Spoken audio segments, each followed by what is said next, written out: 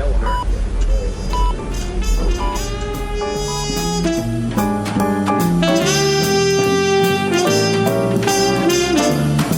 Welcome to the Prescription for Success podcast with your host, Dr. Randy Cook.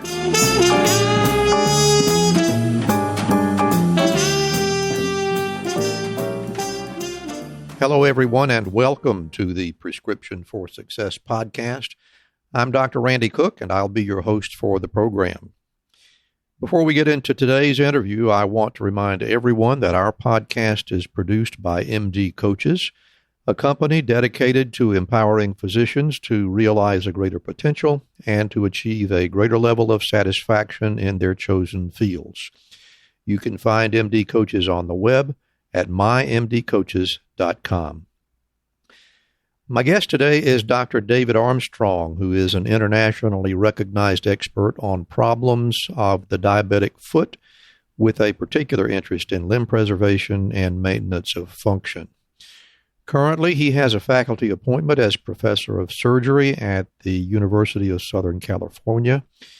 He is the founder and co-director of the Southwestern Academic Limb Salvage Alliance, also known as SALSA. Dr. Armstrong has authored more than 520 peer-reviewed research papers, as well as over 90 books or book chapters. He is co-editor of the American Diabetic Association Clinical Care of the Diabetic Foot, now in its third edition. He is also the founder and co-chair of the International Diabetic Foot Conference, also known as DEFCON, which is the largest international symposium on the diabetic foot in the world. I think you'll find that he's discovered a very effective prescription for success. So now let's hear my interview with Dr. David Armstrong.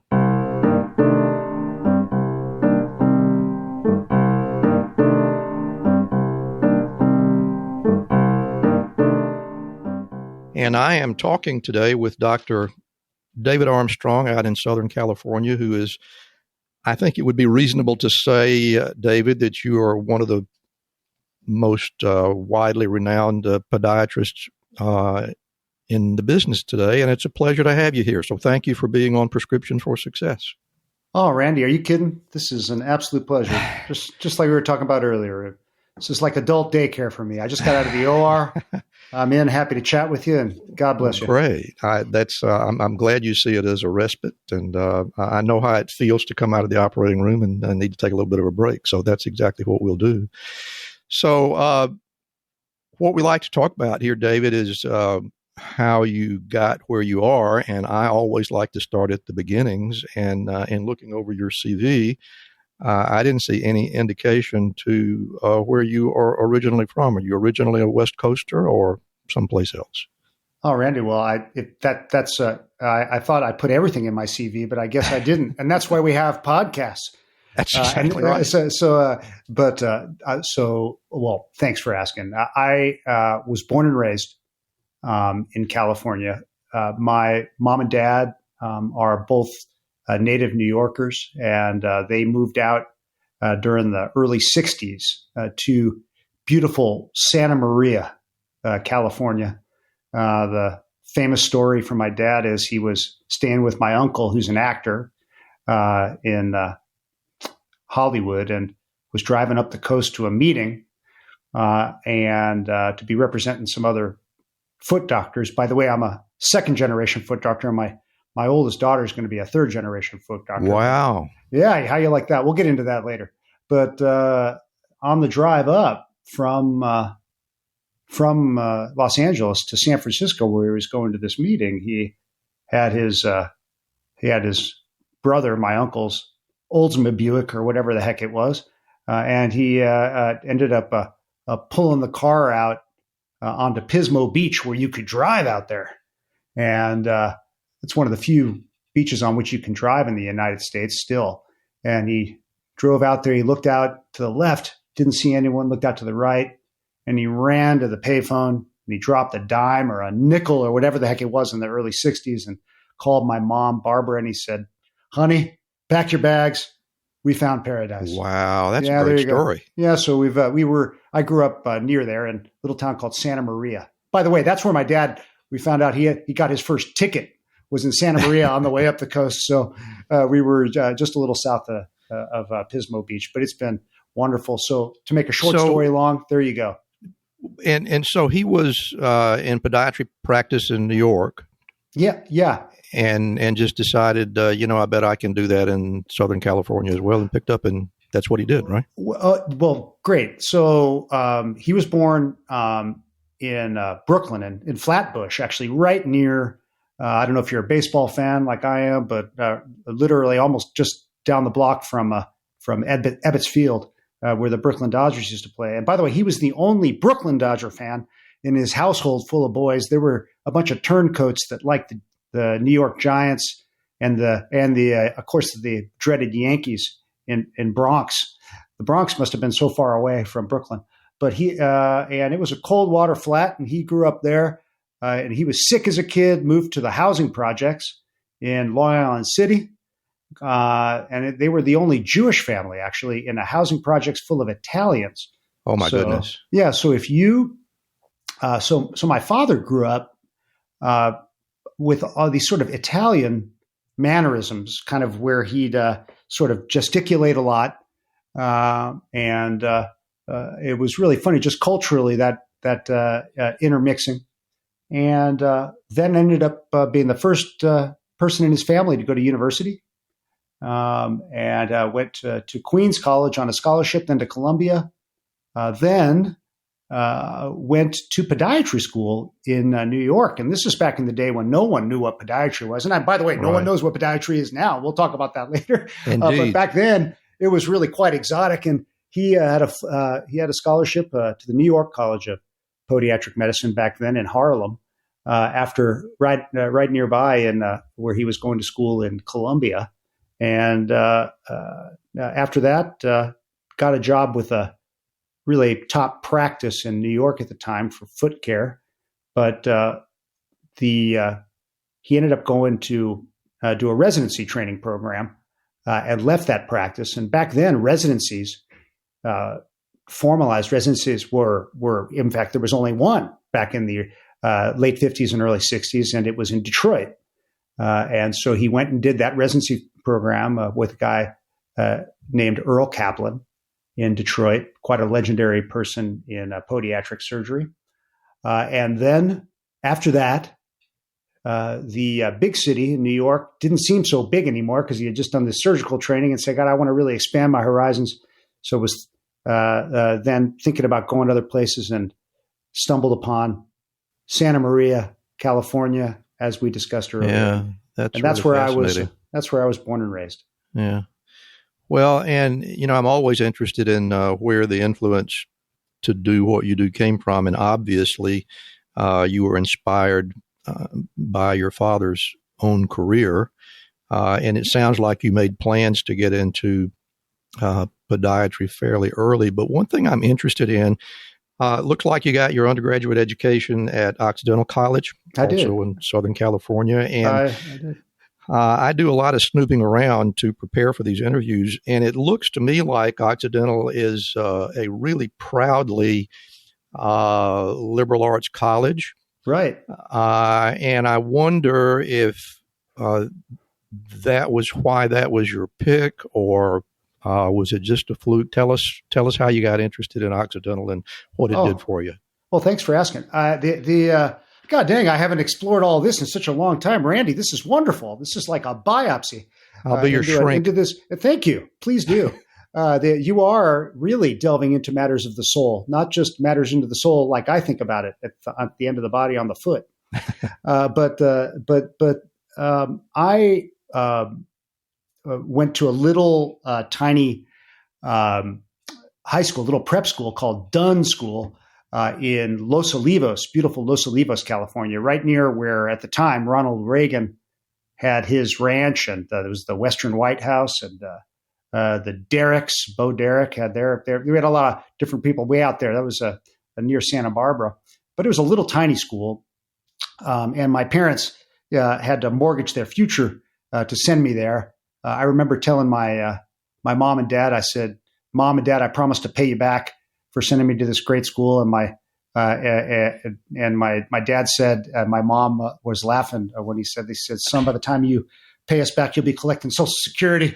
And I just sort of smiled. I had no idea what that was, of course, when I was an ninth grader, but I just smiled and said, I got to kind of file that one away. But it was a little school. It was a wonderful school. But I got used to those, the ability to interact with a small cadre of folks in a real kind of dialectic, if you will. And a lot of the education was based kind of on the great books. I was going to say, it sounds like you had some liberal arts exposure really early, which is something nobody gets anymore. Oh God, no! I was so fortunate, and my mom and my pop used to pay me to write book reports for them, in addition to. Wow! Yeah, in addition to, I know it's absolutely true. I would get $350 for a book report, and I'd get $5 for doing the lawn, and $350 to shine my dad's shoes. Get that? Wow. That's a whole different story. So I picked the book reports as much as I could, if I could power through a book. But anyway, I quite loved Dunn School. Haven't spoke about Dunn in the longest time. But I then, after, applying to a bunch of universities, from Stanford to Cal to all these West Coast schools and a lot of the East Coast schools. And I was fortunate enough to do well in high school, thanks to my teachers. And I had a choice to go a lot of places. I was playing baseball at the time, and I was very serious about that too. I forgot to mention. But I went to Stanford for a summer. And while I was in Stanford during that summertime, and I was playing a little ball, but I was also taking some classes. And I was in the jocks dorm. But I remember really enjoying being in the dorm with all the jocks at Stanford. And I always wanted to go to Stanford. But I went into my first class, and the class had a few hundred people in it.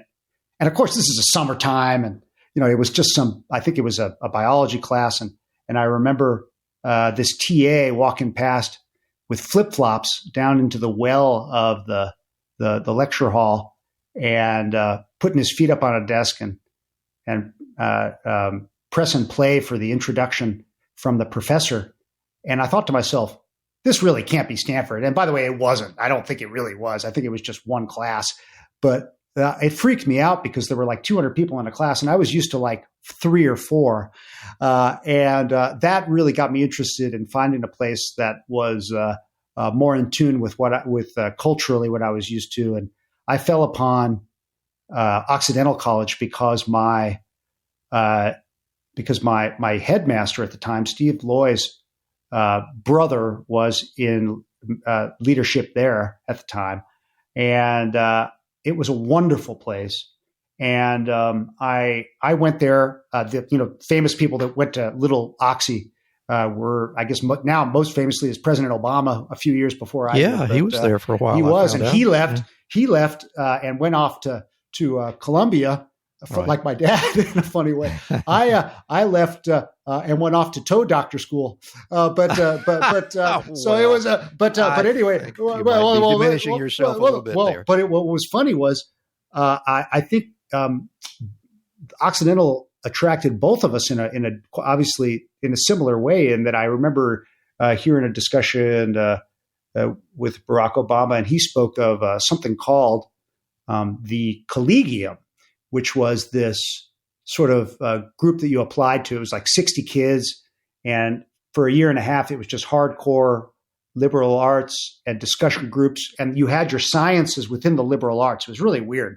It was very much like an old sort of academy, if you will, a kind of an Aristotelian kind of thing, or a Platonic kind of thing, if you will, trying to turn us all into the Alexander the Greats. But we it was wonderful because I really dug that for the first year and a half, and it was kind of formative for me, and I think for a lot of other people. And I'm curious to know what your undergraduate major was. It was a variety of things. I wanted to be a lot of different things. I had clerked for my godmother, Trudy Churn. Trudy, what a brilliant woman. She was this kind of country, this extremely sophisticated, by the way, like yourself, country attorney in Santa Maria, California. And she was almost like a big sister for me. But she, and I wanted to be an attorney for the longest time as well. And I was thinking about that at first, but I had a kind of a long series of journey through a whole bunch of different choices. And I ended up kind of in a combination of psychology and biology, call it psychobiology. Seems kind of weird and kind of obscure, but with a minor in, I think, philosophy. And was it also history or / economics? It was a bunch of stuff, but it was like a big buffet at that little place. And I still think fondly of it. And I never graduated, Oxy. I left. I was just about to ask you. It looked like you were only there for 3 years. Yeah, so you're not even a college graduate. I have. My girls make a lot of jokes about that because I have a few different degrees, but I do not have a bachelor's degree. And the girls call me a dropout. My daughters, and I needed to take, I think, a Spanish class, but I already spoke Spanish at the time, and I thought, what the heck? And I had already gotten into my schools. I had gotten into my medical schools that I applied to. But I also applied at the time to podiatry school, and no one really knew what podiatry was. And they, like I mentioned earlier, I think a lot of people still don't. But I kind of grew up with it, as you were alluding to, Randy. And I saw this great the great gift you can give people by making them feel better, like quickly. And that, for a young kid, that instant gratification was very was almost like it brought on a bit of euphoria and excitement, because I thought, wow, that's pretty great. There are very few medical or surgical specialties where you can make someone feel better almost right away. And strangely, podiatry fit that bill, but it was always this weird separate degree. What the heck is it? And I saw my father, who's just, the smartest guy I ever knew, next to my mom, by the way. My mom's hard to kill. She's pushing 90 in Santa Maria, California, same house we grew up in, but my pop passed away about 15, 17 years ago, but what a great guy. But he, I saw how hard he worked for his specialty. And I thought, I kind of wanted to pay it forward a little bit, and I figured I would give it a go. That was sort of my thought in university, after kind of thinking about a lot of different things, including the rest of medicine as well. But it's funny that I think of the idea of, instant gratification and making people feel better right away, which you can do in podiatry. But remarkably, I've sort of gravitated toward the whole entire opposite end of the spectrum, where a lot of the work we do in tissue repair and wound healing and limb preservation is treating people that do not have the gift of pain. So a lot of times what we do is, our success is often measured in millimeters and over months and years, not just in that one patient visit. That is interesting that you, and I understand exactly what you're talking about. I went into surgery because I kind of needed the instant gratification, and I understand that feeling. And yet you moved yourself into a territory where the struggle is rather long. Right. Well, Randy, look, you're shortchanging yourself too a bit, Randy, because you worked in vascular surgery as well. But I think and I'm the luckiest foot doctor on the planet. I've been worked with so many wonderful men and women over so many years now, in so many different disciplines. But what I've learned, and as a professor of surgery, if you will, is that, and having just come from the operating room, in fact, I just told this to my fellow. I told her that, and she knew this, she could mouth it under her mask, that nothing ruins a good surgery like follow-up. And and so she's taken that with her now as she's graduating, like a lot of ours do. And it's when you have students and residents and fellows, they're like your kids as well. And right, as you know, and we have a real kind of paternal or maternal or and ultimately kind of fraternal bond with them over a long time. But that what you were mentioning about the instant gratification, the longer you follow someone, the greater the likelihood that you're going to see what you did stop working. So true. But the great news is, of course, is that that's a great gift too, because to be able to follow people from the alpha to the omega is pretty great, because in vascular surgery, you do that. You follow people clinically from the alpha to the omega. And the same thing really in podiatric surgery, where a lot of times it's not just a short, sharp kind of shock and where you're just hit and running. Hit and running. Did we just make a new word? I think we did on this podcast. Mark that up for the Oxford English Dictionary. But the bottom line is that it's a combination of that great feeling where you've had a good result surgically, but also the feeling that, look, that's not going to last forever, but what is going to last for a long time is your relationship with that patient, which is really rewarding. And I don't want to make the interview about me, but I had exactly the same evolution, because when I got to the point where getting out of the bed at 2:00 in the morning to go put somebody back together was just too hard on me. And that was when I moved into chronic wound care, which I did for the last 12 years of my practice. And as you can imagine, on a day-to-day basis, I came across people that needed to have operations, and it was not something that I was going to do, but I was the guy that took care of them going forward, day in and day out, week in and week out. And the reward was just incredible. And it sounds like you felt very much the same sort of thing. Am I right about that? Oh, very much. Look, there is now, again, I very much love the tactile. I love everything about the OR. Sure. I just love operating, and it's a wonderful feeling.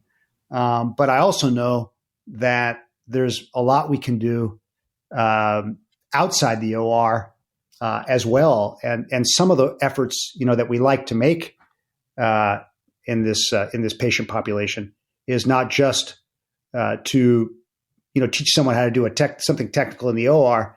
Mm-hmm. It's to spread that and make that as easy as possible, that technique, so that more and more surgeons can do it. But then to make it as unnecessary as possible. So a lot of the efforts that we've done over the years have been kind of toward both of those things.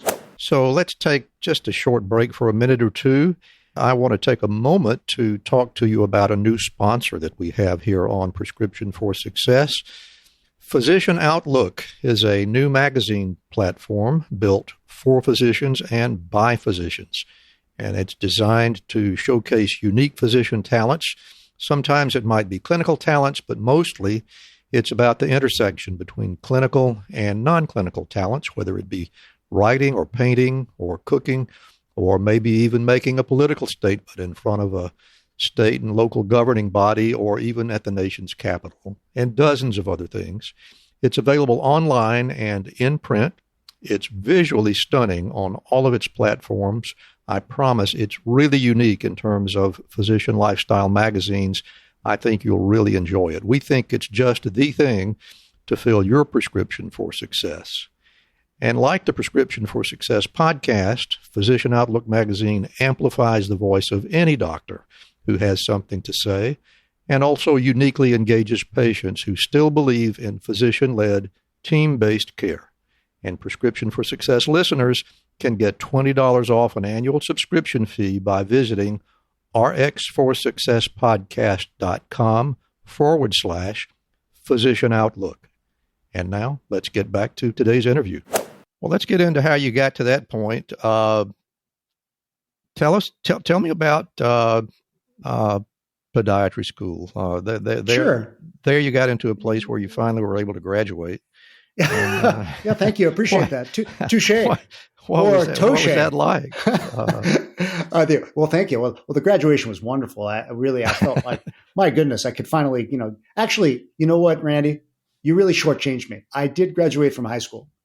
Good point. Yeah, thanks. Okay, you got me on that. Well, there you go. And but the podiatry school graduation really was wonderful. But school in general was great. Did you find it much like what you expected? Was it really challenging, or did you find that it was pretty easy for you? What was the story? Well, I think whatever kind of medical school you're interested in, I think the fact of the matter is that the material is certainly challenging.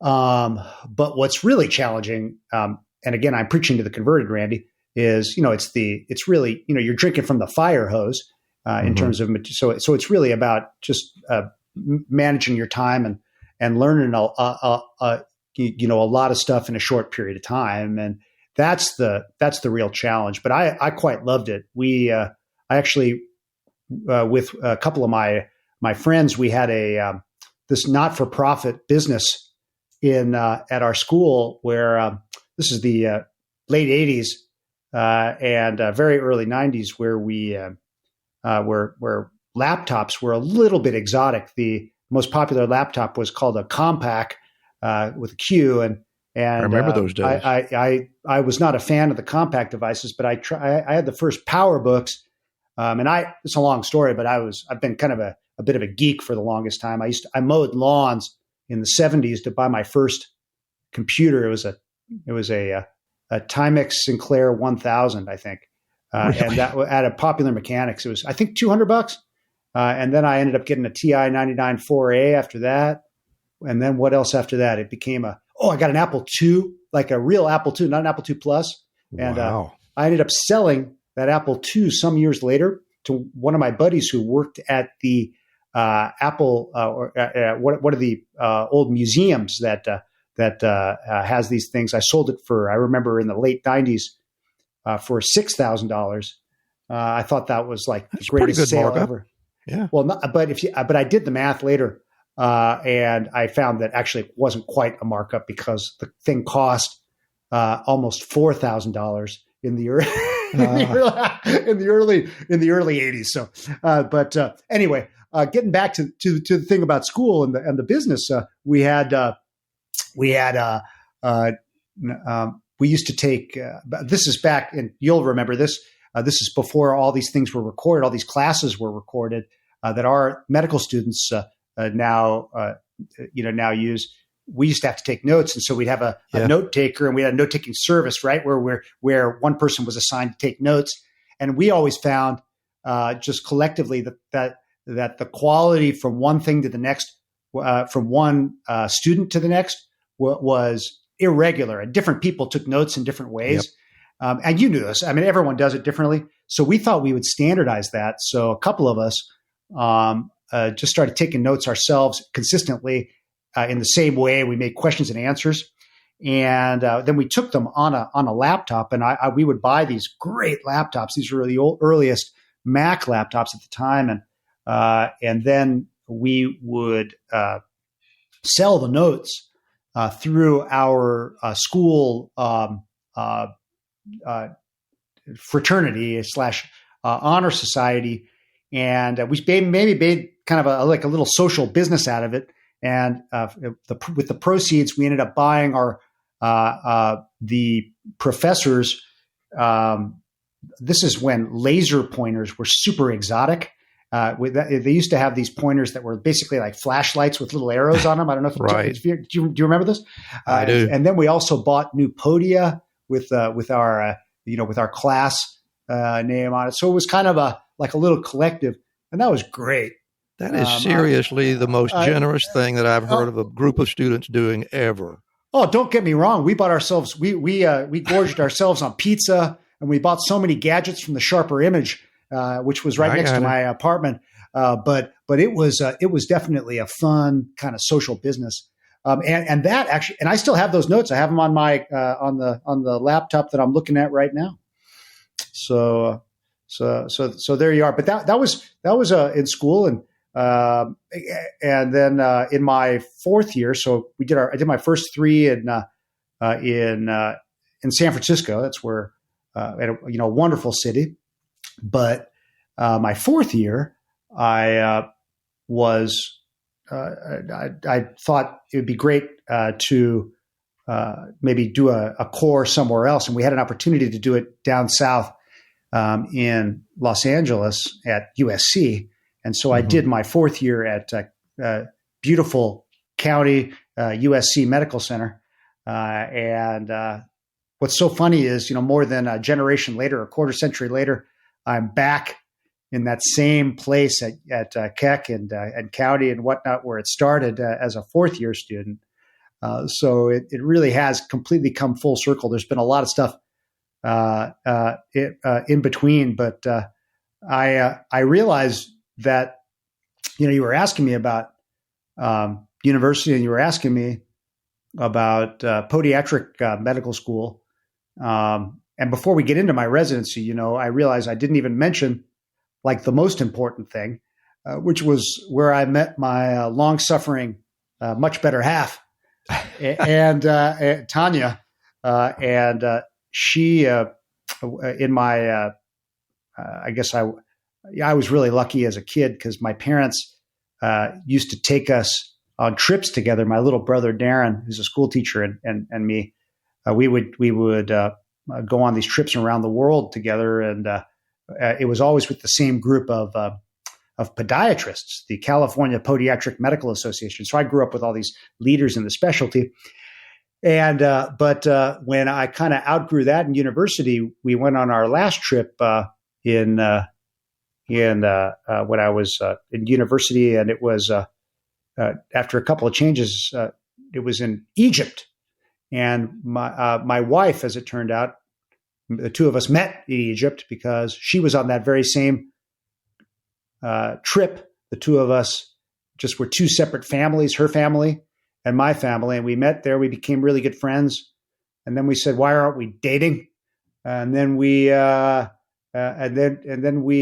hitched up after in between podiatry school as a fourth year and my residency. We got married way back when in 1992. But Tanya and I, met in Egypt, and that's why our oldest daughter is named Alexandria. So there you go. I have to say, I saw the names of your children, and I wondered exactly where that came from, and that's a great story. Oh, yeah. So she's Alexandria Athena. We're kind of a Hellenophiles. Yeah. Our kids grew up on the old epic poems, but they're like Homeric scholars, I guess. Good for them. But she, and that's the one that's going to be a third generation foot doctor. Our second girl, Natalie Sophia, as it were. Natalie just graduated from Pitzer, which is Pitzer and Pomona colleges, and she wants to save the world, and she's interested in environmental science. And she did a year in Iceland and Greenland, and now she is looking at sustainable fisheries. Now in her graduation, peri-pandemic, she's getting ready to do a Fulbright scholarship in, of all places, get this, Randy, Greenland. Who goes to Greenland? Wow. I think she may be one of the first. For her. Yeah, so she's going to be post-pandemic. She's starting, like everyone should start, in Greenland, up at the top of the world. She's starting January 1. My goodness. I guess the day is going to be only about a half hour long, of sunlight. But and then our littlest is little Nina, and little Nina, Andrea, by the way, her middle name is after my one of my mentors, Andrew Bolton. But Nina is she's a really fascinating young lady. She is now a freshman, rising sophomore at Georgetown, and she really takes to languages really well. She's studying Russian, but who knows what she's going to go into. She was an intern for Adam Schiff, and now she's no kidding. Can you believe that? She did this all by herself. We had nothing to do with that, and she was right in the middle of all that. Anyway, she's like Zelig. If she just sort of finds herself in the background for all of these interesting events. Actually, now somehow she got a and she did this all by herself. She's just one of those little quiet type A's, but she like my dad was in a lot of ways, but she is doing an internship right now, believe it or not, with the NAACP. And and everyone's thinking, well, I had nothing to do with this.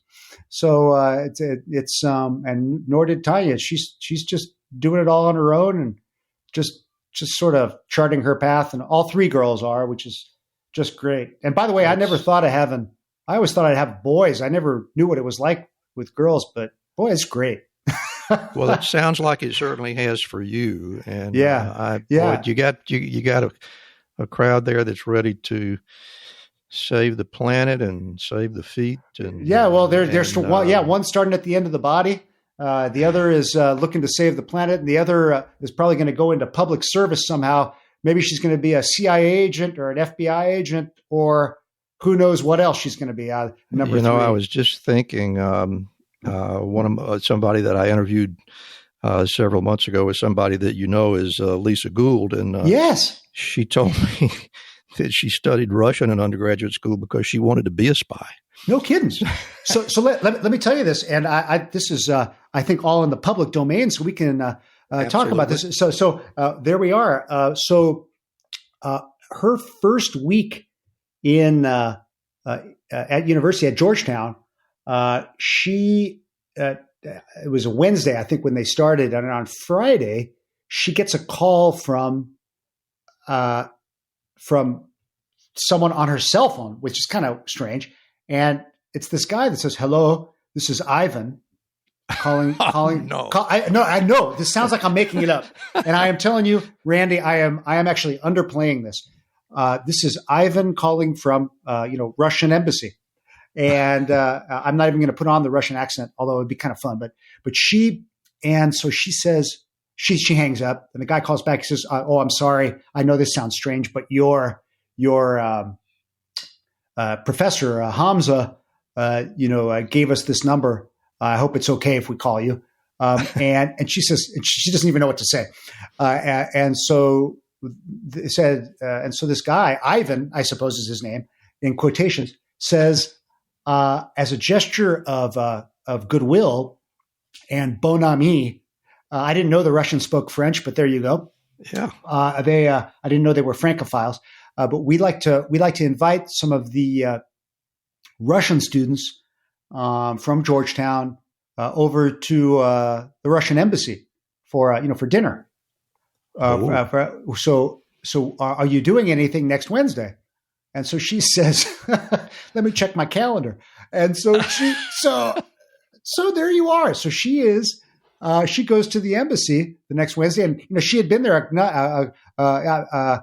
since she's been there since then, actually, as well. So yeah, unbelievable. This kid just sort of finds herself in these extraordinary circumstances. It's a great story. Well, there you are. It's on her file now. I'm quite sure. I'm sure there's some kind of strange file started on this little Georgetown girl who's like 5'1".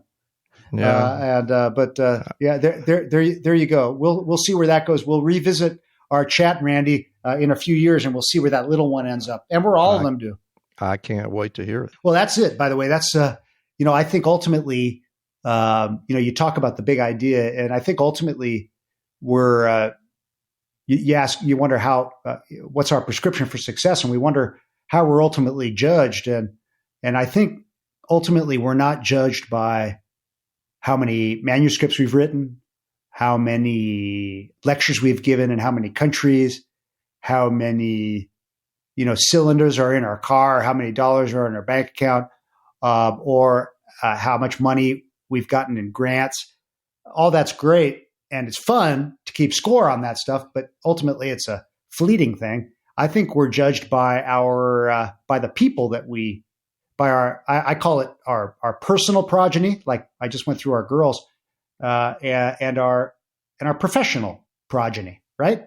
I think it certainly should be that way. Yeah. Well, and Randy, I mean, when you sit with someone, say in the doctor's lounge or something in between cases, if you were, you'd sort of sit there relaxing, and you'd see some guy you hadn't seen or some gal. And what's the first thing you do? You start asking, well, where are you from? And exactly. This guy would say, I trained at Oregon Health Science Center. Oregon? Oh, that's great. John Porter. the late John Porter, oh my God, what a madman, that guy, blah, blah, blah. And he begat her, who begat him. And then you sort of do this biopsy. Or where'd you train? Oh, I trained in Houston. Oh, did you know Caselli? Or did you know, for us, it's the same way in podiatry. You can go back a few generations, but only up until very recently was that the case in our specialty, which is very young. We are as a medical specialty, we're kind of the last. It's a weird historic oddity because we're the last to leave the barber shop, if you will. That's a good way to put it. It's true in the last century, as you know, in medicine and in surgery, we're only a few generations old, really, from this sort of apprenticeships, that's really what a lot of residencies are, aren't they? In the best sense, I think. Absolutely. And there's more good than bad, but also in the worst sense, because sometimes you put down and you train dogma and stereotypes that maybe don't exist in a previous generation. But it's only, we're only talking about 150 years since the germ theory. Exactly. It's a new, even though it's an ancient discipline, all of these things, we've been taking care of people. If you've been working in general and vascular surgery, people have been bleeding for quite a long time, but modern vascular surgery, with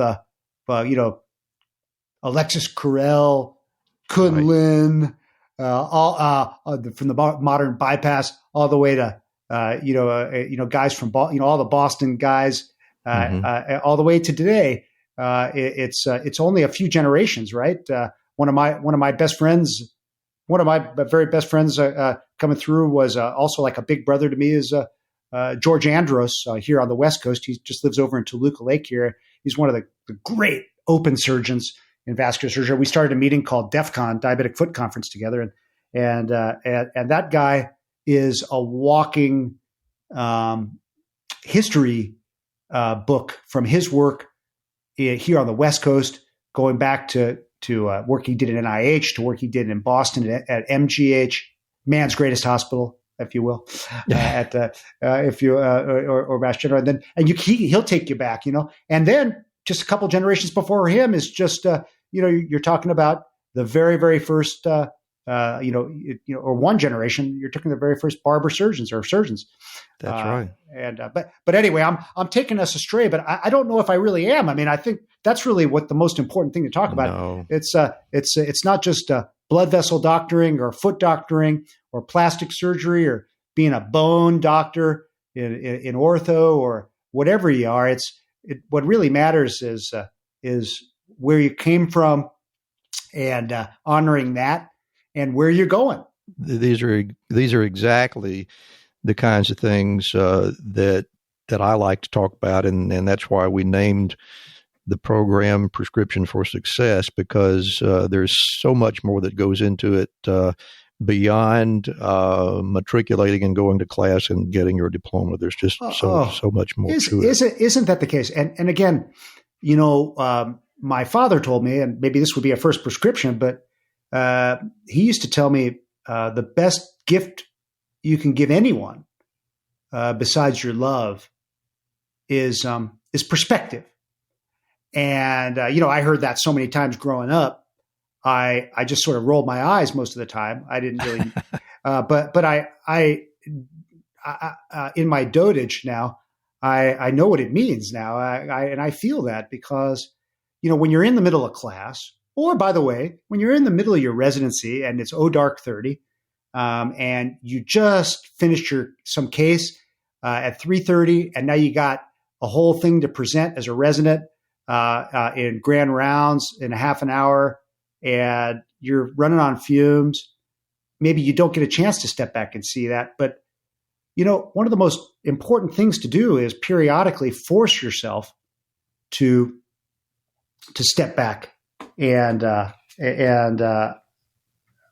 see that. And that's that gift.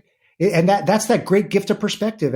And when you do that, the world doesn't look quite the same way again, and you don't return to your original dimensions. Exactly. And it's, we both know, you and I both know that it's difficult to get the feeling that you have convinced young people of that. But eventually, I think we all come around. Yeah, we sure do. And what I want to do at this point, I bet we could carry this conversation on for 5 or 6 hours, and I know you don't have that kind of time. But no, it'll be like a Russian novel. It'll be a long, super boring. There'll be like some sort of quasi war in the middle of it, and then it'll end very badly. I bet there'll be no boredom. But what I would like to do, sort of in keeping with perhaps in a tangential way with what we're talking about, David, is so you did your residency, you did your foot and ankle residency in this country, did a fellowship at University of Texas in diabetic foot. I did. And then you did something that unfortunately too few people get to do, and that is you moved yourself to Europe, and you got to witness and experience and take part in medical and surgical education that is in many ways similar to what we do in this country, I'm sure, but in many ways different. Yeah. And I'd like to hear you talk about that. And you can, I will leave it to you to talk about, how you got to Cardiff and subsequently to Manchester. Oh, sure. But, I'd like to hear the compare and contrast to that. Oh, yeah. Well, we'll do that. But speaking of, we've just blown through my, formative years as a resident, and I did my residency in Detroit, which again, interestingly, I was the first son, speaking of how young our specialty is, I was the first son of a graduate of that very first podiatric surgical residency. Of course, really? Now there are, now there are, a couple hundred surgical residencies across the country. But that was the very first one. But as it turned out, I didn't know that when I was applying, by the way. And the man that was that interviewed me, Irv Cannett, the late great Irv Cannett, and the Kaplan family were there as well from Earl Kaplan, the second generation of that family. They all interviewed me, but Irv sort of led it, and I was only aware of that after he told me and after I'd actually gotten the program. But that was a wonderful experience in Detroit, and I tell you, I loved that training as hard as it was, but it was just nonstop, thousands and thousands of cases in a little hospital that was a specialty surgical hospital, and we did our rotations in the DMC, from receiving to Grace Sinai Hospital to others. But I went from there and started. We did a lot of surgery, started writing a lot of papers, and from there got an interest in the diabetic foot because I started reading work that was done by a few key people. Actually a bunch of key people, but most kind of seminal for me was Andrew Bolton and in Manchester, and Paul Brand from Carville, Louisiana. Paul was a surgeon, really a hand surgeon by training, who was born and raised in India. Really, he was of missionary parents. Although I was going to say, I thought he was a missionary child. Yeah. He's exactly right. And there's so much great stuff to talk about with Paul. But this is back. Although I had an email address because one of my buddies used to work on the old ARPANET. It's a long story, but That's way back. I did. Yeah, trust me, I had an old early Earthlink CompuServe way back when in the 80s and early 70s. But bottom line is that this, we wrote letters longhand, and I'd write these letters to these guys like Paul and to Andrew, and Professors Brand and Bolton would write back, and I had this correspondence going on with them as a young resident. But what I saw early on from that time was that that treating pain was what we did as nurses, as doctors, physicians, surgeons. And that was natural, right? I'm hurting here. Of course. Please fix me. Yeah. But treating the absence of pain is something philosophically different entirely. Yeah, I And don't think we started thinking about that until late in the 20th century. No. But I saw what Paul Brand, what he was doing, and Margaret, his wife, and Jimmy Photo, and all the guys were doing down in Carville in Louisiana, and before that in India, and people with leprosy. And I thought, and of course we all knew at the time the similarities between leprosy because of the neuropathy and diabetes because of diabetic neuropathy. And then I started reading a lot of the of Andrew's work, and Roger Pecorara's work, and of course Ben Lipsky and Carol Bacher and of course Gary Gibbons and Pompicelli and Leland McKittrick and all those guys on the vascular side. Mm-hmm. And I started just trying to, and then I saw in the diabetic foot what an amazing challenge it was, where you could extend yourself to the full extent of your kind of reconstructive surgical training, but you're treating people with the with the absence of a symptom. And I thought to myself, boy, man, it's kind of weird and it's hard, but that's where it's at. How do we do that? And that led to my interest in the diabetic foot. But frankly, as I was finishing my residency in Detroit, I always just figured I was going to go back to work with my pop. My pop my dad, just had such a wonderful practice. It was, they used to call him in an affectionate way, by the way, although this sounds like it's some sort of Omerta Cosa Nostra thing. They called him the Godfather, but in the best sense, because he welcomed everyone into the region. He used to always say, "There's plenty of feet to go around," and he'd always welcome. Didn't matter who you were, a podiatric surgeon, orthopedic surgeon, whatever it was. And he actually turned out to be the first podiatrist to be the chief of staff of any hospital. I think still, actually now there are podiatrists that have done it since then, but he was the first.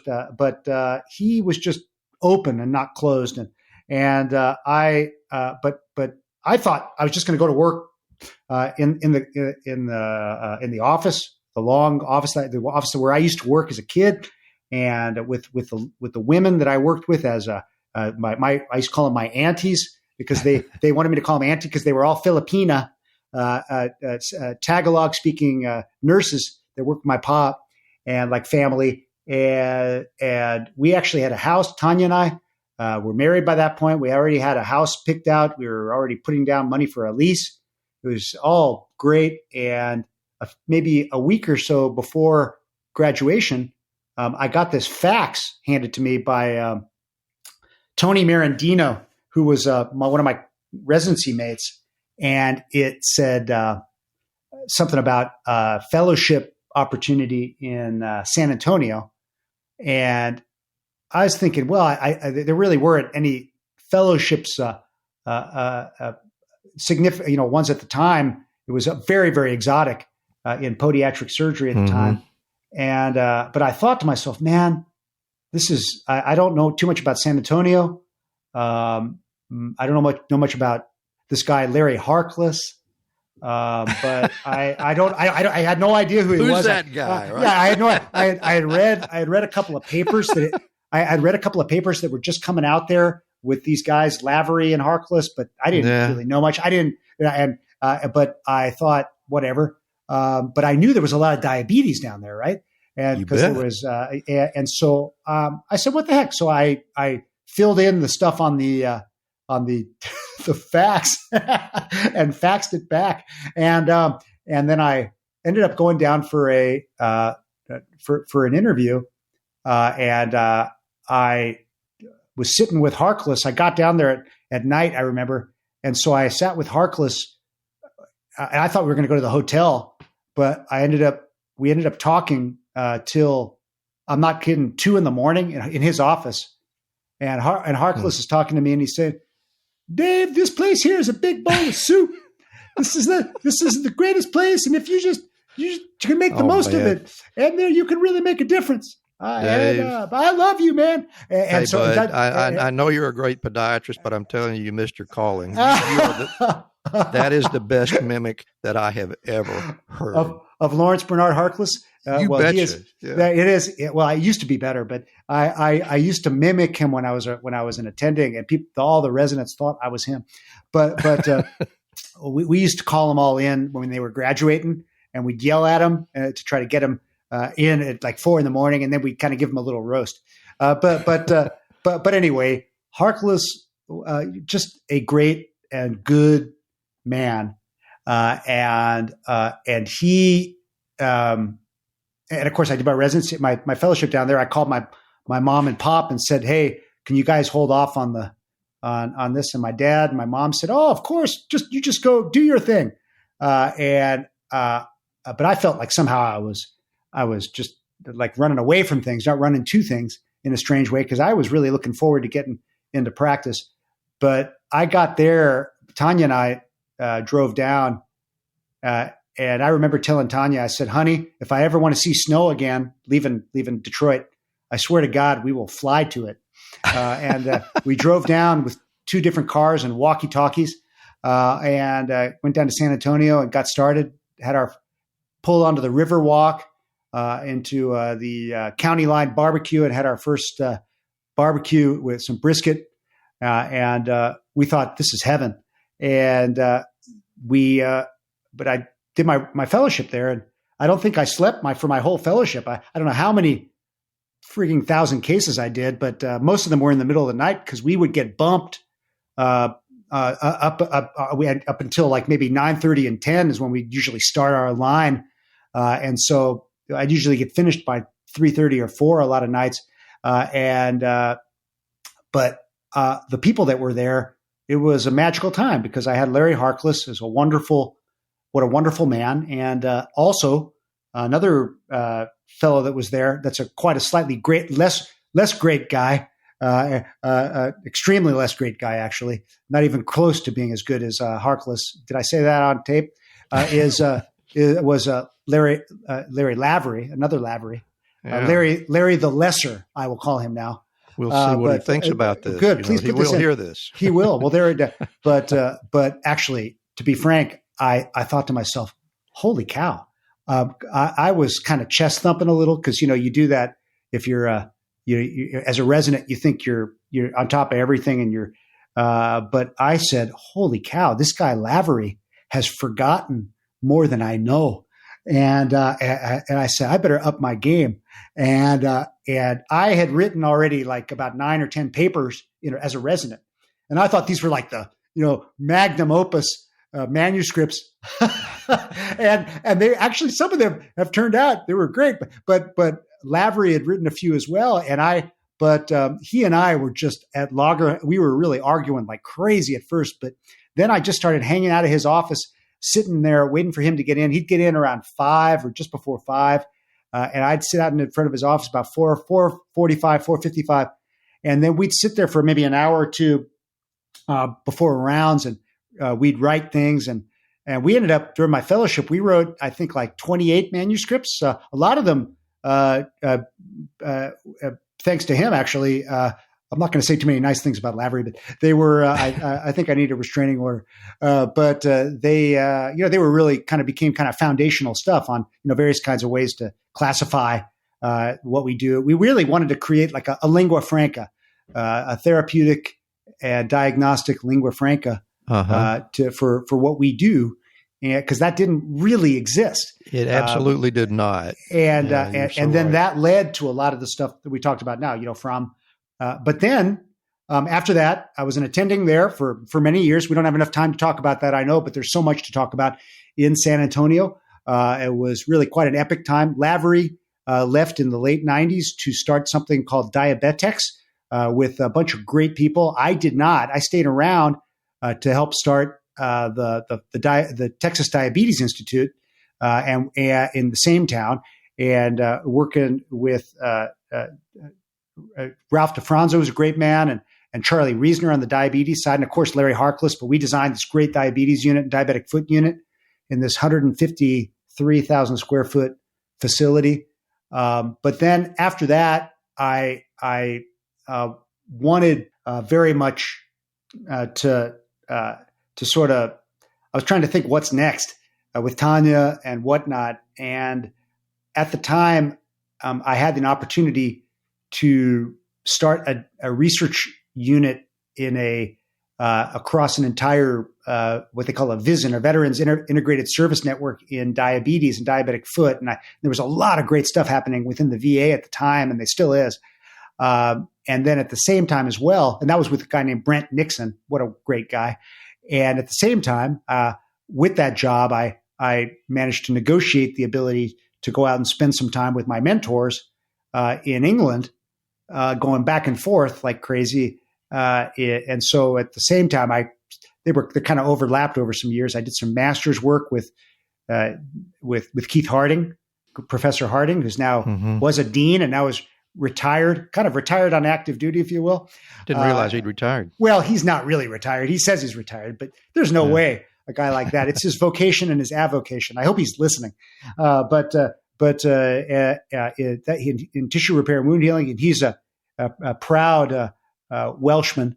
And I also spent time at the very same time up in Manchester, just north of there, doing work in the northwest of England at the MRI, or the Manchester Royal Infirmary, with Andrew and with so many other great people in Manchester. I did some PhD work and some MD work there at the time as well. But it was really more of just a goof. It was a great reason to spend time and work hard with and kind of honor the people that I thought that it really had established a lot of this stuff, and sort of touch the, if you will, the intellectual hem of their garment. Right. Well, So and there you are. David, I have to say I'm really fascinated to hear this, because when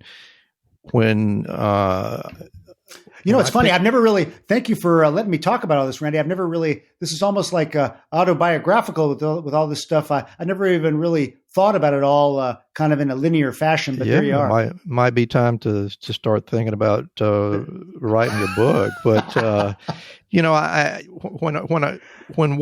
don't know if anyone would have the same reaction that I did, but as I looked through your CV, which is 327 pages in length, you kind of get the impression that this is something that you started planning when you were in kindergarten.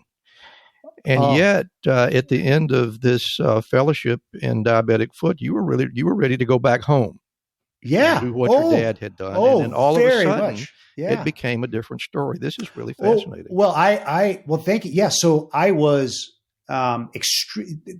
you really touch on a real key point. It's almost like a Frost poem, two paths converging, or the other which way. And that's kind of almost trite now for graduation speeches. But there were paths that saw diverging, and they were both great. But all of that came down to one of my last couple of days as a fellow. So the last couple of days as a resident, there was that choice. And then there was the last couple of days as a fellow, and just before graduation, the residents at UT San Antonio were all going off taking their boards for a couple of days, and so I was left by myself with my attendings doing these dang cases, being like the oldest living intern as a fellow. And so it was like, as usual, it's 2:30 in the morning, and Harkless rolls in, and there's this necrotizing fasciitis. It's really pretty bad. But I remember it pretty well. And this wonderful lady. I remember being in the OR and finishing up, and we had the same house that we were going to lease, actually, believe it or not. And it must not have been that desirable if we still got the same one. And I was sitting there with Harkless, and then Harkless, just as I'm filling out the post-op note, he looks down at me and he says, "Dave, don't go. What'll it take for you to stay?" And I thought to myself, what? I thought it's 3 something in the morning. And so at that time, I went back home, kind of stumbled back home, post-call, extremely post-call, and struggled out of my car, walked up the stairs to our apartment on Warsbach, and I walked in, and Tanya was just waking up. She was an early riser and is an early riser. We haven't even talked about Tanya, by the way. Remind me, because that woman is my much, much, much better half. And FYI, she's much more impressive. But we haven't even gotten to her.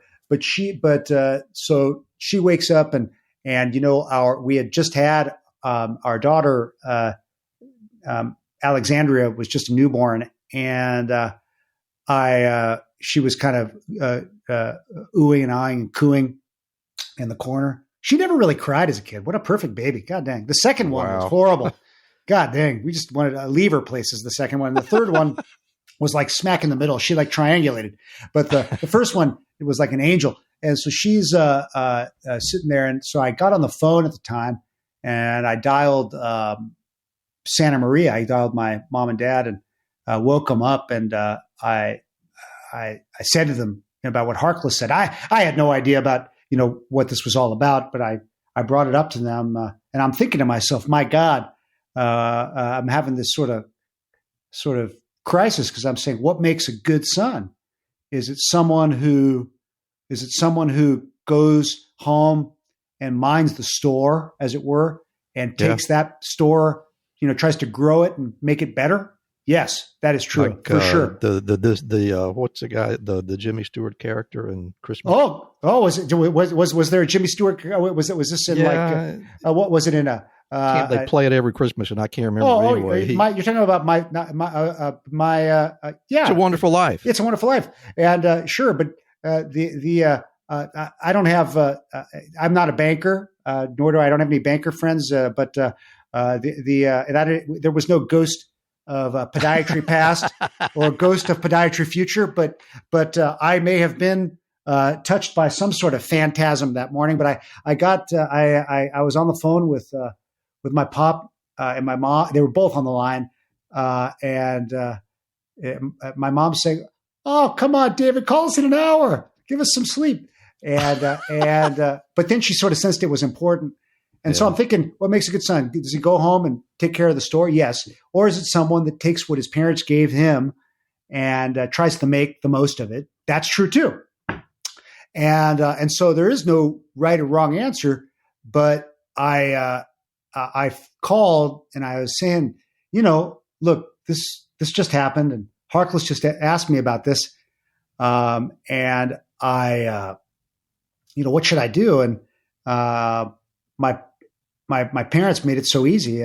My dad and my mom, like at the same time, to the point where you had to say jinx. They were talking at the same time. They said, "Son, go for it. Follow your star and give it a try. Who cares what happens?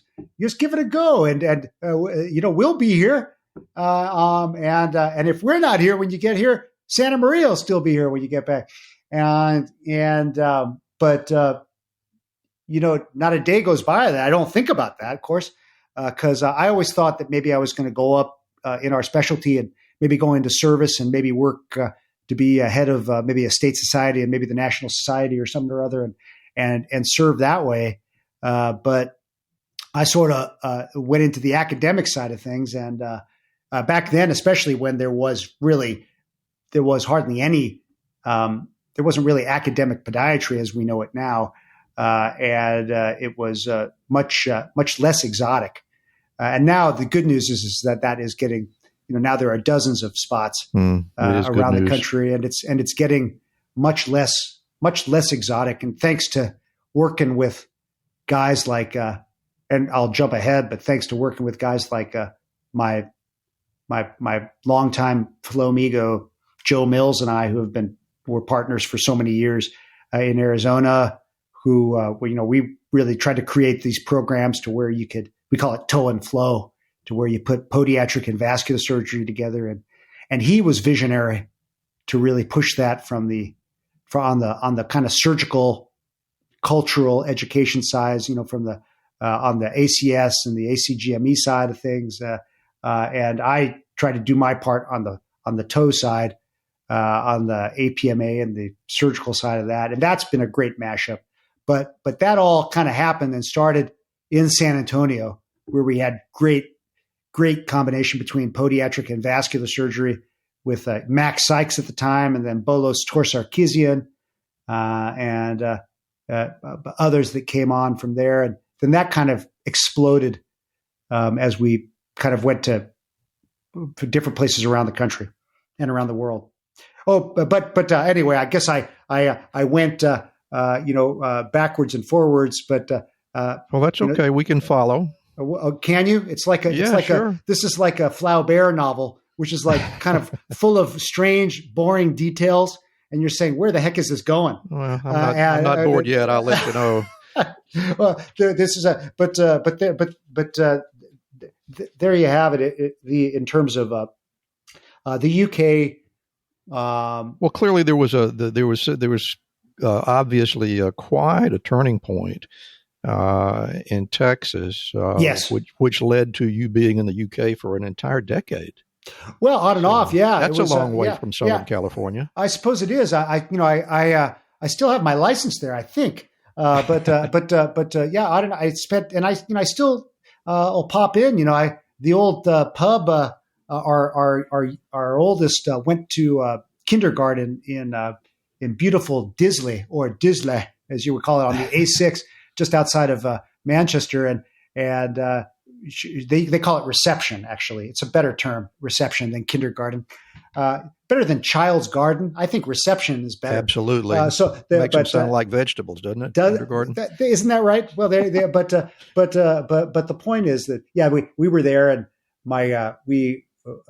what great stories there. We lived in a place called Lime Park, which is where they filmed Pride and Prejudice, the BBC version. So it's kind of famous within the UK, but it's a National Trust park, and we were living on a working sheep farm with this Yorkshire guy and gal. It was amazing. But my girls, two of my three, were alive at the time, so they were. They were living there, and my oldest went to kindergarten there. But that was really formative for them, and frankly for me. But I saw the great work that Andrew et al. Were doing there, and we started working hard, and I started working with a whole bunch of different people there, and we put out a whole bunch of work that I think was calling. I mean, we were really calling for this kind of work. Our specialty, try to fill in a lot of knowledge gaps, but that formed the foundation for a lot of efforts that are happening today. And again, not a day goes by that I don't refer back to that work in the UK, and of course, a lot of work in San Antonio as well. And again, the contrasting the way we do things in this country as opposed to how it's done in Europe. Did you find it to be dramatically different, and did you run into anything out there over there that made you say, when I get back to the States, I'm going to see if I can make some changes because these guys are doing something that we ought to be doing? Was there any of that at all? Absolutely. So I think that on the aggregate, we all are collectively in every specialty. We're really good at managing emergencies, right? An emergency pops up, trauma, right? Trauma always leads the way in surgery because it's, it forces innovation. Someone gets shot, you got to run and react. God forbid, or you hear something, we react as human beings. Doing things, chronic problems, take planning, and we as human beings and as systems, generally speaking, are not very good at managing chronic problems. And the trouble is, we have these acute problems, like these communicable diseases, like we're going through peri-pandemic right now, that are critical and existential crises. But then we have these non-communicable diseases that are from a public health sense, actually likely much more important in the arc of time because more people are dying from non-communicable diseases since 2009 than from all the plagues in the world combined. And our goal is to reduce the severity of these acute on chronic complications that we all deal with surgically and medically. And what I saw in England was that they dealt with chronic disease better than we did and do in the United States in general. And the VA may, even though people pick on the VA may be an exception within the United States, but a positive exception. In the United States, we have superior, in my opinion, superior hyper specialty care in pockets that lead to the kind of peak, kind of apotheosis of great, of individual, great super subspecialty work, and trying to mash that stuff up is a challenge. But I feel, even though a lot of people would disagree right now, we being in such a conundrum, such a state of confusion right now as we're working with, peri-pandemic now. I think some good stuff is happening now, and I feel like we're going to be better off because of a lot of this stuff. And I think a lot of I think we can learn a lot from the UK, and the UK can learn some from us. I think we can learn from Health Canada. I think we can learn from different countries within the EU, from India, certainly from East Asia, from friends of ours that are working in sub-Saharan Africa and East Africa and North Africa. So I think we can, and of course, all of the Americas. So the fact of the matter is, I've been a bit of a as Joe Mills calls me, a peripatetic podiatrist. I've gotten a chance to visit so many places, and I've been so fortunate. And what I see is that the problems are so similar. I think maybe Mark Twain might have said that history doesn't repeat itself, but it rhymes. And I think, for us in medicine, our history and these different disease states don't necessarily repeat themselves, but they rhyme. And they rhyme on the big picture when we talk about communicable diseases, like COVID-19, like chikungunya and Yersinia pestis and Vibrio cholera and all these horrible, terrible things, and malaria. And then we have, and then on the NCD side, on the cancer, cardiovascular disease, lung disease, and diabetes, right? Those are the big NCDs. And so those things rhyme over time, and they rhyme across borders. It's like a big NAFTA of disease. But I think we can learn from each other if we kind of open up rather than close up. And that's one of the things I try to explain to our trainees, is to try to be open for stuff. And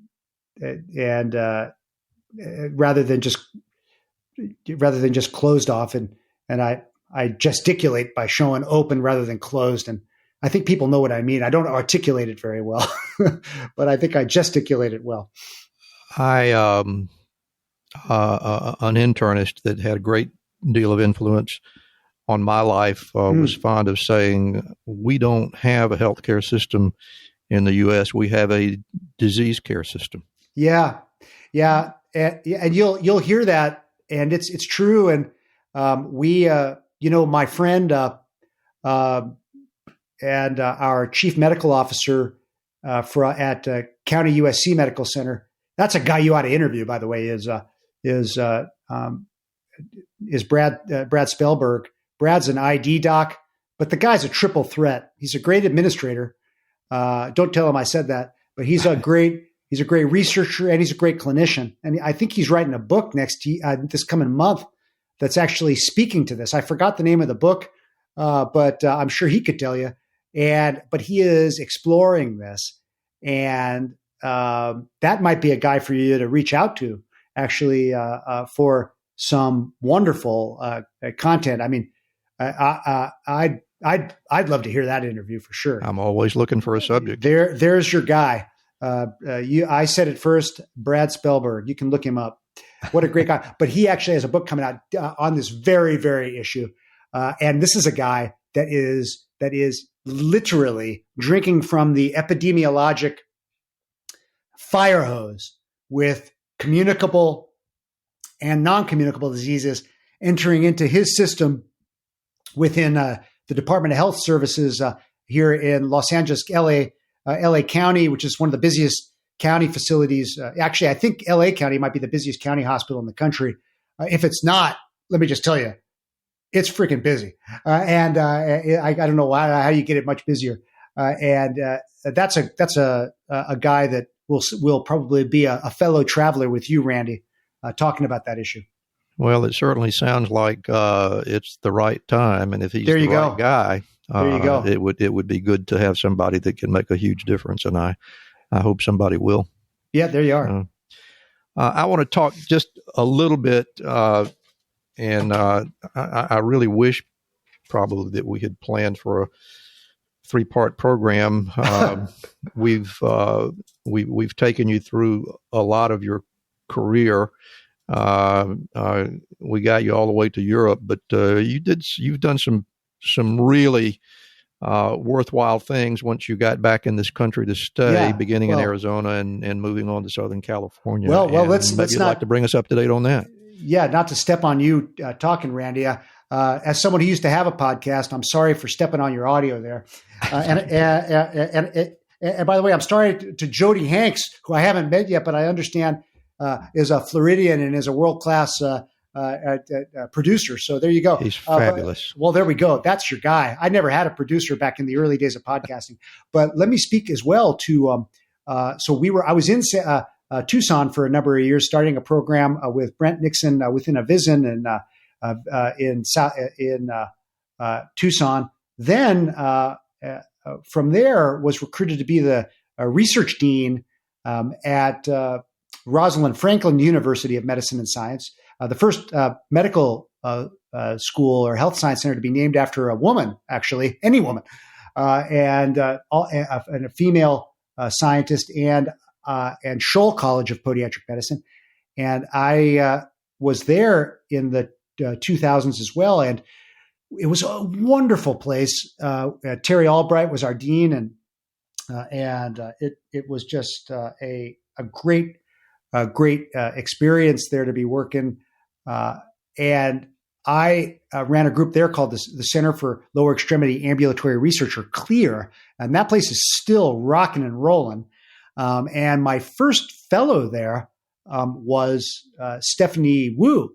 And Stephanie, I had met when I was giving a talk at the FDA, and she picked me up. She was a resident out there at Georgetown and Inova, and she picked me up to bring me over to talk to the residents there.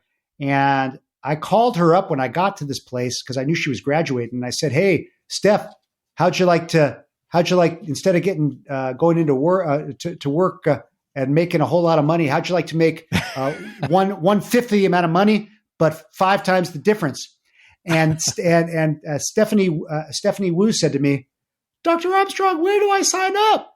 And I swear to God, it was great. And she'll tell that story probably very similarly. By the way, that is a person to interview, Stephanie Wu.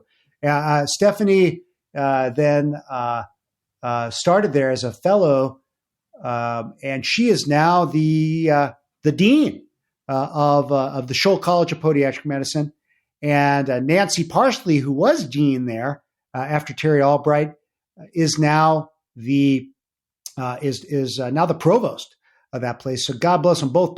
But Steph is just it's patronizing to say I'm proud of what Stephanie is doing, but I am proud. She's just doing great and really making a difference and educating 100, 200 young men and women a year out there, and they're all like acolytes going out being Stephanie Wu's out there in the world. And you could do a lot worse than that. And with the rest of the great group out there with Ryan Cruz and the rest of the crew there. But I thought very, very highly of that place, and it's made a big difference. But from there, I was trying to recruit one of my friends to Chicago because he was undergoing a recruit from the University of Chicago, which is down south on the south side of Chicago, you might know. We were on the north side, and there are 5-6 medical schools there because we wanted to start a Chicagoland limb preservation program, not unlike one had in Manchester or in the NHS. And we were really getting close. And the guy I'm talking about is Joe Mills. And Joe was getting recruited. And so we were trying to create this very complicated interdisciplinary, intercollegiate program. And at the last minute, 2 of the medical schools were fighting over a hospital that ended up merging with another one. And the thing fell apart. And who you talk to, if you talk to Joe, who, by the way, is another great interview, Joe Mills, good Lord. Joe, or if you talk to me, the story gets a little different, but there was a reverse recruit back to the University of Arizona. And as that was happening, Joe and I came up with the acronym, not clear, the Center for Low Extremity Ambulatory Research, but SALSA, or the Southern Arizona Limb Salvage Alliance. Of course, now that I'm in Los Angeles, where things are just rocking and rolling, now we're the Southwestern Academic Limb Salvage Alliance. But SALSA, the original, the OG SALSA, was the Southern Arizona Limb Salvage Alliance. And I was recruited out that way. And that was pretty epic. We had about a decade where we really started this interdisciplinary program where you had a service where you had 2 surgical specialties on one service. And that sounds really easy to do.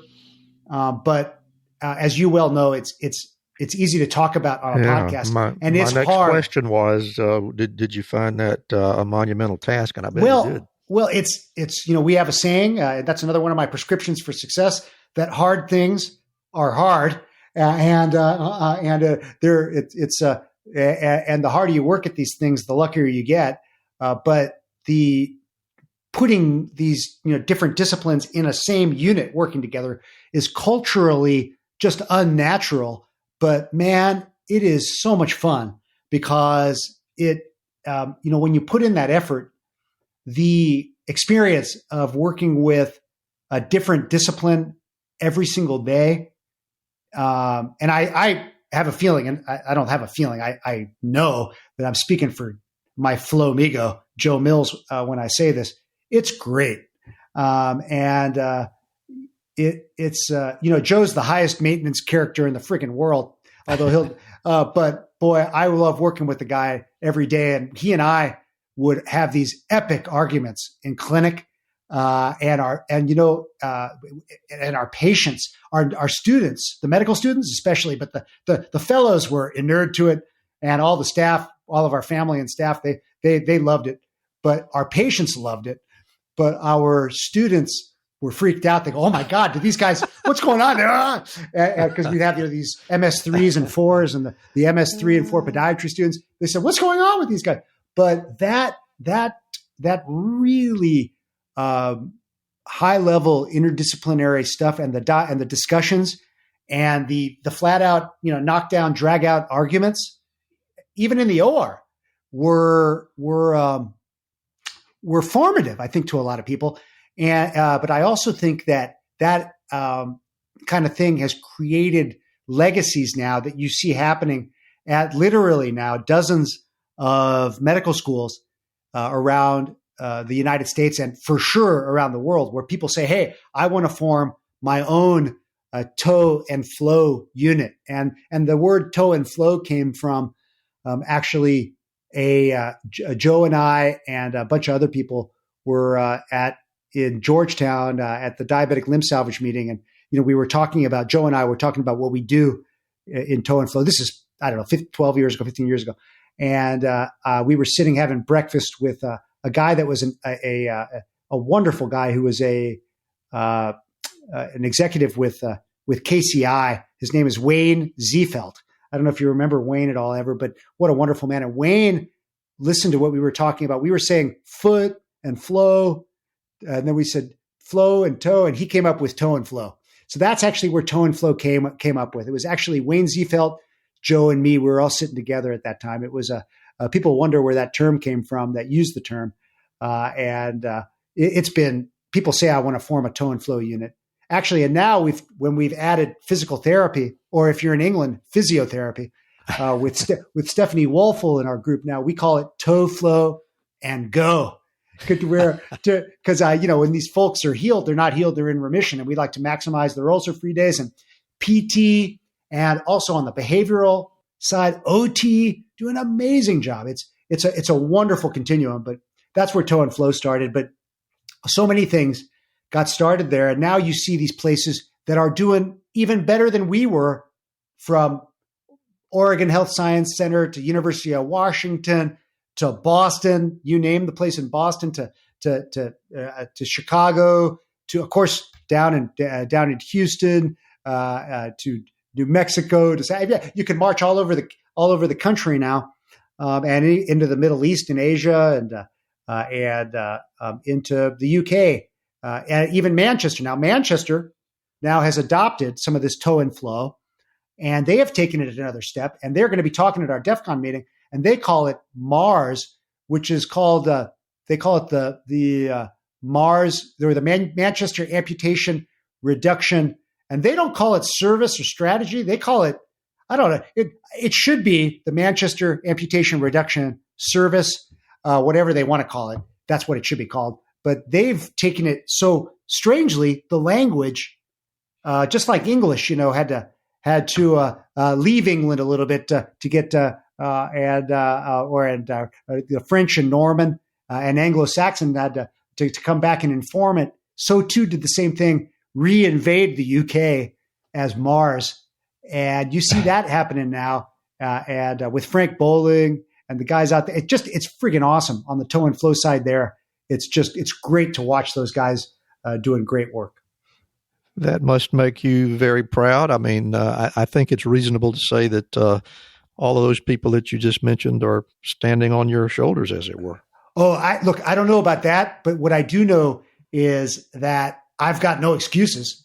And I mean, as you've heard, I've pretty much had everything handed to me in that I, unlike I think a lot of people that had to struggle to when they were coming up, I grew up just the luckiest guy.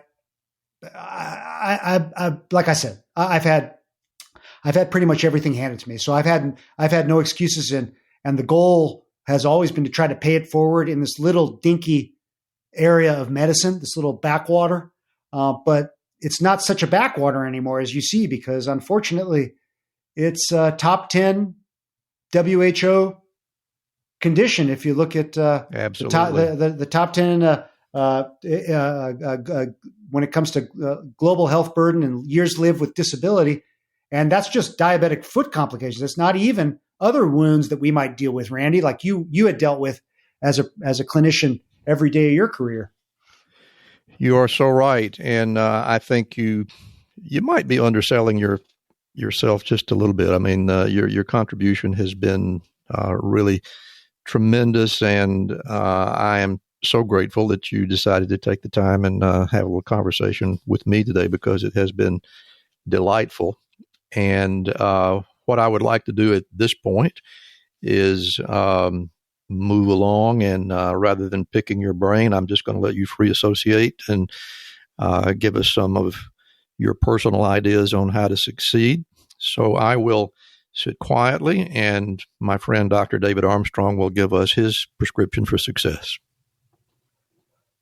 Oh, goodness. And just to let you all know, prophylactically, Randy asked me to write all this down or to make bullet points. And I'm going to tell Randy right now, prophylactically, I usually follow my homework pretty well. I'm often the first person to get the homework done because I fear procrastination. I guess that's one thing that I'll talk about. But in this case, I didn't write these things down. But I'm going to get things started.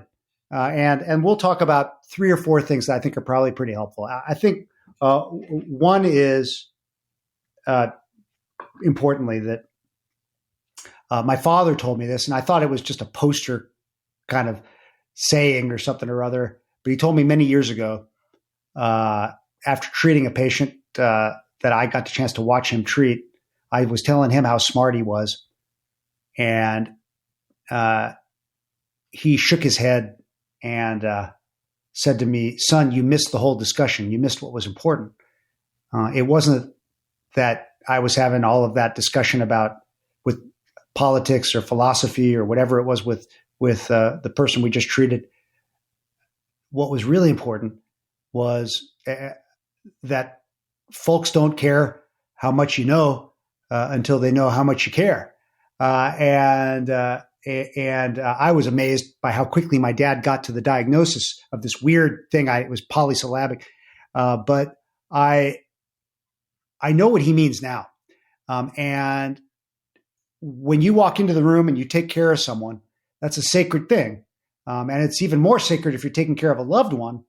And people know when you are dialing it in, and people know when you mean it. And that people now are saying, well, you can't do that on a Zoom call or a phone call or FaceTime or WhatsApp, or pick your method, or even a podcast. How can you do it on a podcast when they can't see your face? But I think you can tell that Randy Cook cares, and you could tell that God, to a lesser extent, I guess, I care. And this is something that people will figure out. And I think that's something that is important to communicate, not only to your patients, but to your progeny, both personal and professional. So that's the first thing. And one of the other things is, if you're fortunate enough, like I've been, to have a chance to spend a lot of time around the world with a lot of different clinicians and characters, don't neglect all the folks with whom you're working, and don't be what I call a kiss up, kick down kind of person, because we've all seen that, and just don't be that. The man or the woman that I respect the most is the leader that knows the name of everyone that he or she sees when he or she is walking into work. And because those interactions and those relationships are ultimately the most meaningful, because a lot of the other ones are just fleeting. So don't be a kiss up, a kick down person. And again, we talked about one of the other issues about kind of me fearing procrastination. It's funny, in my whole life, with all the different studies and over the years, and I've never actually pulled an all-nighter. I've done plenty of all-nighters clinically, but I've never done an all-nighter studying. And it was because I've always feared procrastination. And what I would say is, if you can get something done now, get it done now. And what I tell all of my trainees is, run your list. And that list should be making you feel uncomfortable. And I don't mean really uncomfortable to where you're going to have some kind of breakdown over the dang thing. But what I do mean is, if you're taking care of a bunch of people on your hospital service, or if it's on your research service and you got a lot of things running in your lab or projects going, those things should make you feel uncomfortable, and you should be running through them in the back of your mind on that back burner as as kind of as a chef, as it were, to to mix some analogies. And so run that list. And then finally, what I'll tell you is that, we've already talked about this a bit, but a lot of people say, well, how did you do this? Oh, it was easy. Well, we have a saying in our group, and I said this already when I was talking to you, Randy, that hard things are hard. And they just are. And taking care of these patients with chronic diseases that have morbidity and mortality that's the equivalent of cancer, and trying to work with these folks and work with a whole host of other ancillary disciplines and administrators and policymakers is hard. But that doesn't mean it's not worthwhile. And if you have a choice between doing that thing that's hard versus just hanging it up and leaving and clocking out, do the thing that's hard. Try it. And I think most of the time what you're going to find is that you're going to grow because of it. Whether it is that committee that some gal asked you to be on, or the president of your university, or your dean, or your boss, or whatever it was, you might say, "Oh God, I don't have time to do that." Give it a try, within reason. Or if it's, "Hey, I got this person that I need you to see," don't say, "Oh, I've got this thing I got to do." Do that and see him. And what you'll find is that's where the great learning happens, and that's where the great growing happens, and that's where the big difference occurs. And then finally, I had already said this, but my pop again used to tell me that the best gift you can give anyone besides your love is perspective. And periodically, as you're running that list, whether you're in the operating room, whether you're in the clinic, whether you're behind a desk, whatever it may be, step back and try to regard what you're doing. Because most of the time, if you regard what you're doing, much of what we do is great, but little bits and pieces we can tweak. And that's why we call it the practice of medicine and surgery and nursing and therapy, or whatever discipline you're in business. And taking that step back really allows you to take stock, I think, in what you're doing. And ultimately, I think it gives you a little shot in the arm, not the opposite. So those are a few prescriptions that I might have. There are so many more that I'm not given, that I think I'm doing a disservice because of all the great ones that folks have passed it down to me. And I'll tell you, that might be one more thing that I tell you is seek out, be a collector of mentors. And if you are a collector of mentors, if you're so fortunate to have one great mentor, if that's your family, that's great. If it's your parents, or it could be a doctor or a nurse, it could be a teacher that you've worked with. But if you start collecting them, and I don't mean that in some sort of negative sense, I mean it in the most respectful sense. And you pay those people respect periodically, and you give those folks a call periodically, and you say, what would she say if I were to ask her this? Or what would he say? I think you'll find that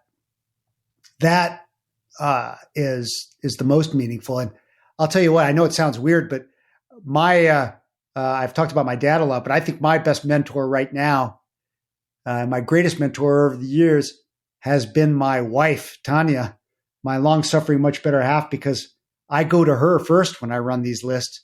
And this woman has raised 3 girls and started a world-class business. And when I think about that every day, whenever I think of what I'm dealing with, I think of what she's doing. And then I think about what my family and my parents did growing up and how hard they had it. And I think, what am I complaining about? And I think that ultimately is really meaningful. And that's, I think, how you can set yourself up for not only for success, however you keep score there, but really to try to pay it forward.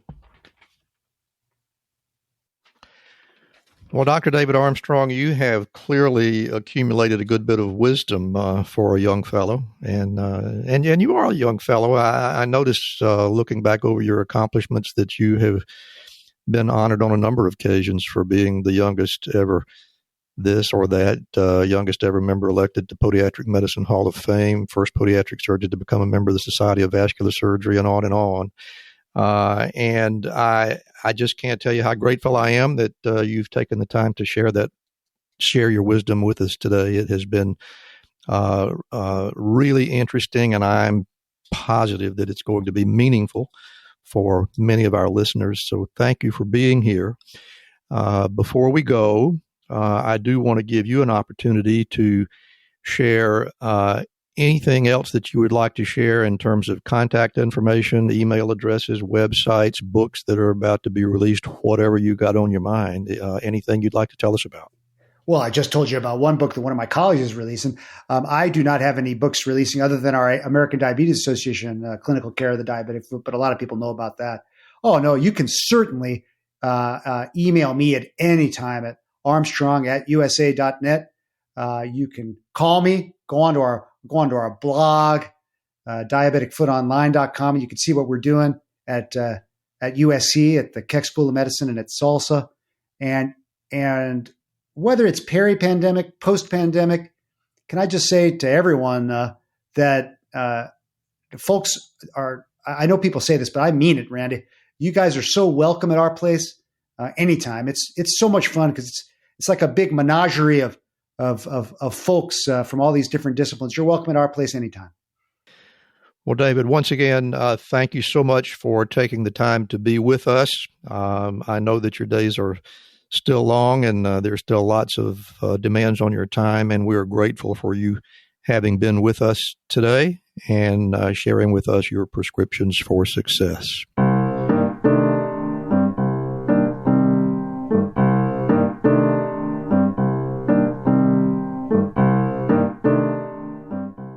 And with that, it's time to bring this episode of Prescription for Success to a close. If you enjoy our program, we'd really love to make you part of it. Just visit our website at rxforsuccesspodcast.com and click on the Contact Us button at the top of the home page.